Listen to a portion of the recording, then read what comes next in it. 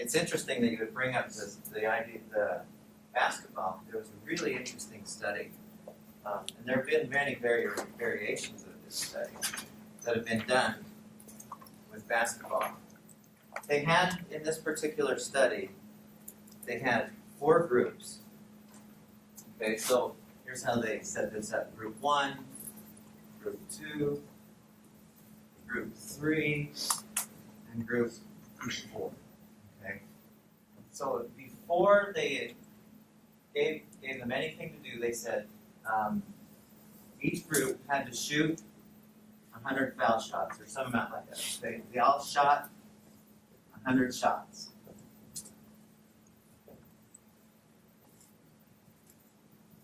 So each group did the same thing initially, the pre-test. And then, for each group, they had them do something slightly different. For the first group, they were the control group. So, in this case, the control group, they didn't do anything at all to do with basketball for a month's period of time. Didn't touch a basketball. They might have thought about it. They might have watched some games. But in general, they didn't do anything proactive about basketball.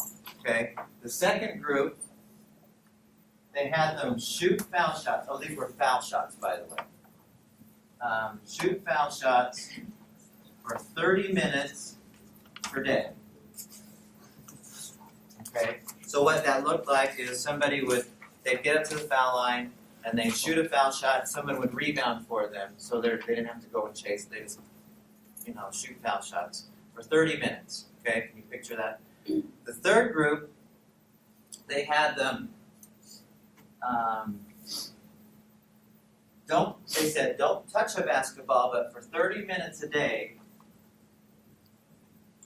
they had them close their eyes, and they had them picture in their mind, like you guys were doing, they had them picture in their mind them shooting foul shots and have the shot going in. Okay? So in their mind's eye, they're going, okay, I'm at the foul line. And these were not basketball players. They were just randomly selected.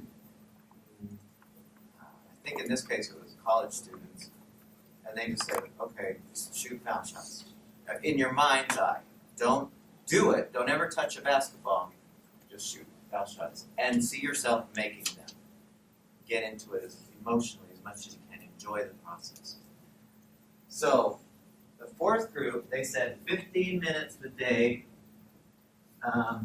shoot foul shots, and 15 minutes a day, they had them visualize shooting foul shots.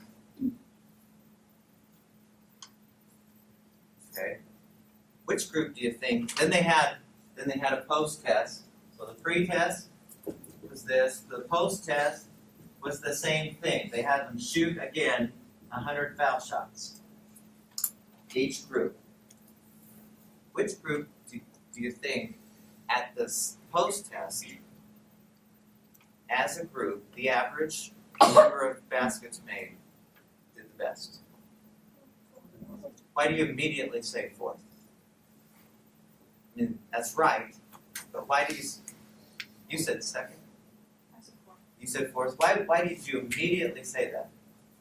Because they have a mixture of the two of physically doing it and then mentally doing it to build their confidence and stuff instead of like the group 2 that maybe just sat there and shot the whole time. You're still telling them out of how many in that 30 minutes that they got, so they got a mix of them. Good. Good.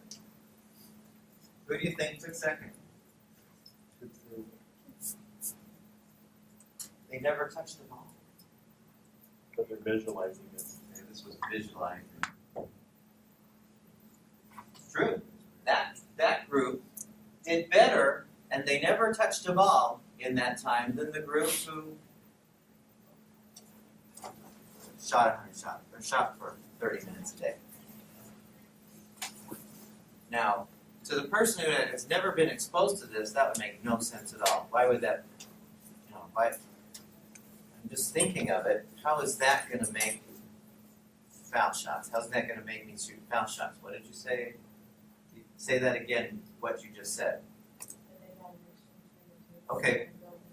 They built their confidence. See, when you visualize something you're doing it successfully, confidence increases. There's a little bit of, there actually is some muscle memory happening. Now, if you're not very good at foul shooting, you just shoot, you actually do try to shoot the ball in the basket, and you never make it. You know, you're getting feedback. Oh, I'm no good at this. That's no fun. I can't make it. But when you do it and you visualize yourself successfully, there is a level of I can do this involved. Is that interesting?